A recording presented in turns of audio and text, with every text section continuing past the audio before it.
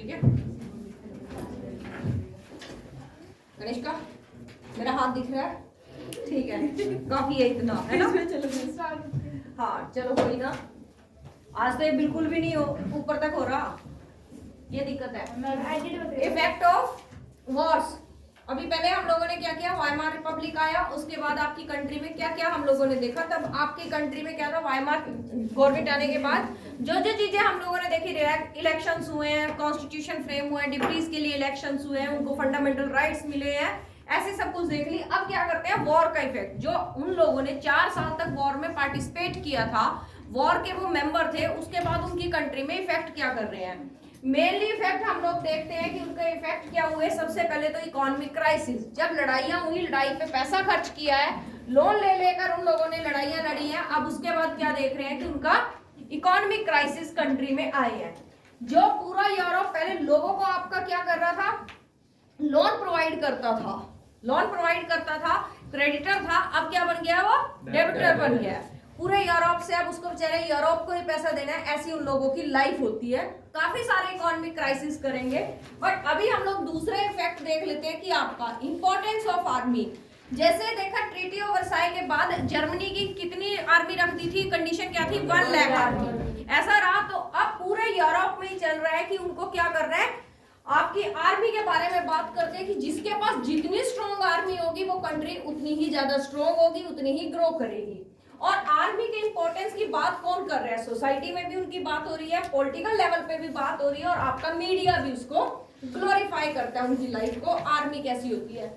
आज हम लोग देखते हैं कि सोसाइटी में इस टाइम पे यूरोप में क्या कर रहे हैं, सोसाइटी में सोल्जर्स को ऑल अबव द सिविलियन, जितने भी आपके ऑर्डिनरी पर्सन होते हैं, ऑर्डिनरी लोग हैं, कंट्री के सिटीजन है, उन सबसे अबव रखते हैं सोल्जर्स को। हम लोग भी रखते हैं, आज भी रखते हैं कि अगर एक फौजी दिख जाएगा, दिल करता है सैल्यूट कर दे, दिल करता है उससे बात कर ले फौजी लोगों से। जैसे हम कौशिक सर से कभी बात करो, कौशिक सर हमेशा ही आर्मी की बात आपको बताते हैं, ठीक है, ये बात समझ आई। तो उस टाइम भी सोसाइटी में क्या थे कि आपके जो ऑर्डिनरी पर्सन थे, ऑर्डिनरी पर्सन से सोल्जर्स को अप रखा गया था, अबव रखा गया था, उनकी अलग से रिस्पेक्ट थी। दूसरे नंबर पे पॉलिटिकल लीडर थे या पब्लिक लोग थे जो आपकी प्रचार कर रहे थे, वो लोग भी क्या बोलते हैं, उन्होंने बताया मेंट टू बी अग्रेसिव। सबसे पहली बात, आदमी को कैसा होना चाहिए, अग्रेसिव हो। दूसरे नंबर पे वो स्ट्रॉन्ग हो। तीसरे नंबर पे वो मचो मैन हो, यानी पतले दुबले का कुछ नहीं होगा, तेजस जैसा, आरव जैसा तगड़ा बंदा चाहिए हम लोगों को, ऐसी बात उन्होंने बता दी, ठीक है। स्ट्रॉन्ग चाहिए, तगड़ा चाहिए, अग्रेसिव चाहिए।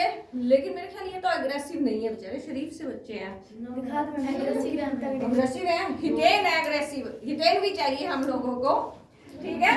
तो पॉलिटिकल उन्होंने बोल दिया meant to be a strong, aggressive and strong, ठीक है।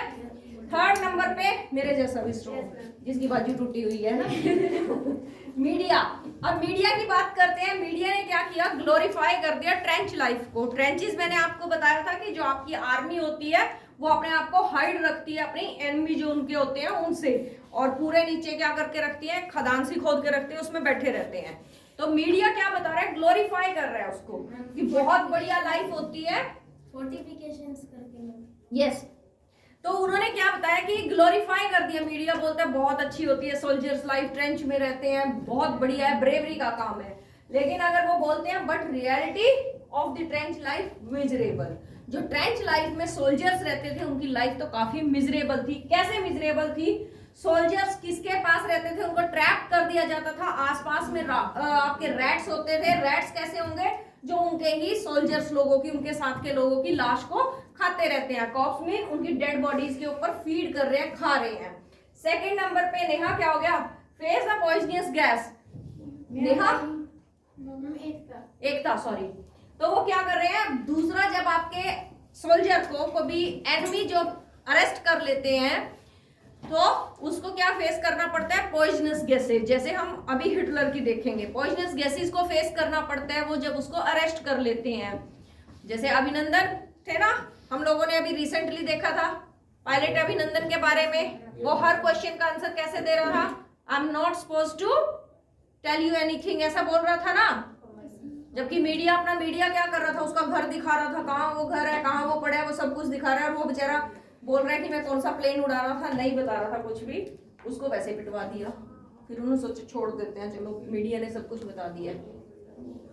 ओके, फेस कर रहे हैं पॉइजनस गैसेस को और aggressive war propaganda, national honour की बात करके कि फौजियों को तो ये करना चाहिए, फौजियों को देश के लिए सब कुछ करना चाहिए, ऐसी बातें कर करके बेचारों को क्या कर रहे थे, फंसवा रहे थे उस टाइम में सेकेंड वर्ल्ड वॉर में। क्या इफेक्ट का देखना है, सबसे पहले इफेक्ट ऑफ वॉर। वॉर का इफेक्ट क्या आया, मिलिट्री लाइफ जो थी उसको क्या कर दिया, सबने ग्लोरीफाई कर दिया। इंपॉर्टेंस आपकी इंक्रीज हुई है मिलिट्री की, आर्मी की।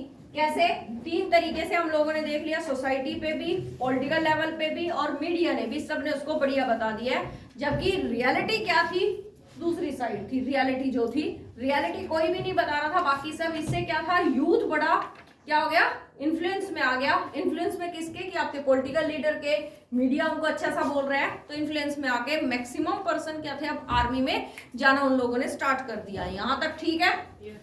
ओके, समझ आया? चलो नेक्स्ट स्टार्ट करते हैं फिर।